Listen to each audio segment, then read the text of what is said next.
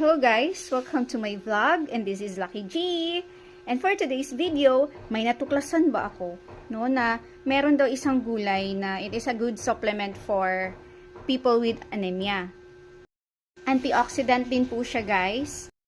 Gamot din po siya guys sa may mga ulcer, diarrhea, and high cholesterol. At ang pinaka nagustuhan ko pong health benefits nito guys ay it can treat snake bites and scorpion stings.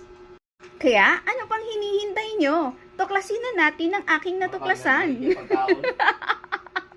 Tara na guys, puntahan na natin. Ito na po siya. Po ang colitis. Ayan po ang colitis. In English po, it is known as Chinese spinach. Okay. Ito po, nakikita lang po natin ito sa mga daanan.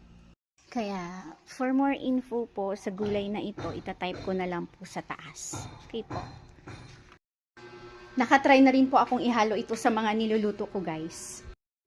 At masarap po siyang ihalo sa sinigang. Ayun, masarap po siya. Promise. Para siyang petchay. And that's all for today guys. Lagi po nating tandaan, waking up is learning up. God bless us all and thank you for watching.